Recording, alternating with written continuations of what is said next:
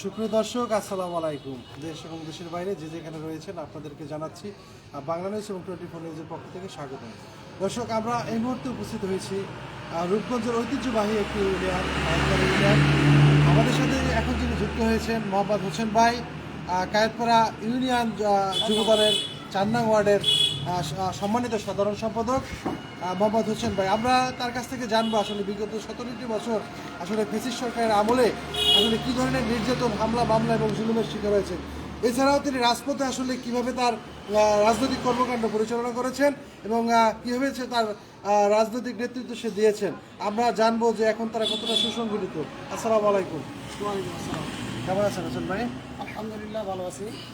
আপনি জানেন যে বিগত 17টি বছর আসলে ফ্যাসিস্ট সরকারের একটি নির্মম নির্যাতন, জুলুম, মাদক, চাঁদাবাজি নৈরাজ্য হয়েছে। এখন ওইখান থেকে আপনারা এখন বেরিয়ে আসছেন গণঅভ্যুত্থানের পরে। এখন আপনারা কীভাবে আপনার দিন থেকে আমরা রূপগঞ্জ থানার সর্বোপরি সর্বশ্রেষ্ঠ নেতা মোস্তাফিজুর রহমান দীপু ভূঁইয়ার নেতৃত্বে আমরা রাজপথে সংগ্রাম করেছি, আন্দোলন করেছি,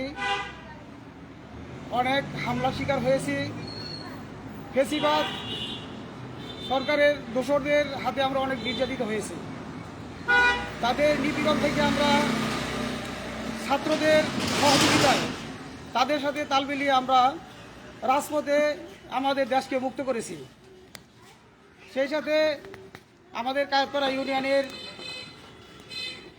সিনিয়র নেতৃবৃন্দ যারা আছে তাদের সহযোগিতায়, তাদের দিক নির্দেশনায় আমরা সামনের দিকে এগিয়ে গেছি এবং দেশকে সুন্দরভাবে এখন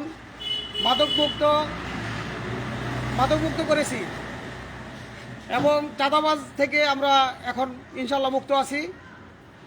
আর কায়েতপাড়া ইউনিয়নের এক মিনিট, আমি একটু পিছনে যাবো। 24-এর যে গণঅভ্যুত্থান, ছাত্র জনতার গণঅভ্যুত্থান এবং সর্বস্তর মানুষের সমর্থনে যে গণঅভ্যুত্থান হয়েছে, আপনি জানেন এখন সেই গণঅভ্যুত্থানের পরে একটি অন্তর্বর্তী সরকার গঠিত হয়েছে। এই সরকার দায়িত্বে রয়েছে নোবেলজয়ী ডক্টর ইউনূস সাহেব। আসলে তার কাছে আপনাদের আগামী দিনের প্রত্যাশাটা কি থাকবে? ওনার কাছে আমাদের প্রত্যাশা হলো একটি সুন্দর সুঠাম নির্বাচন চাই, দরকার তাই যেন উনি করে, এই আমার বক্তব্য, আমার ইচ্ছা। এটা আপনার চাওয়া? ইচ্ছা। আচ্ছা, একটা কথা আপনি জানেন যে আসলে এমন কোনো বিএনপির আসলে কর্মী নাই, বড় নেতা তো পরের কথা, যার নামে মামলা নেই। রাস্তায়, বাড়িতে, সর্বদিক দিয়ে উনি আমাদেরকে সহযোগিতা করেছেন, দিক নির্দেশনা দিয়েছেন এবং ওনার পরবর্তী জেনারেশন যারা আছে, সিনিয়র নেতা, আমাদের সিনিয়র নেতা যারা আছেন তারাও দিক নির্দেশনা দিয়েছেন। কায়েতপাড়া ইউনিয়নের আবু বকর ভূঁইয়া সিদ্দিক, উনি যথেষ্ট পরিমাণে আমাদেরকে সহযোগিতা এবং দিক নির্দেশনা দেন।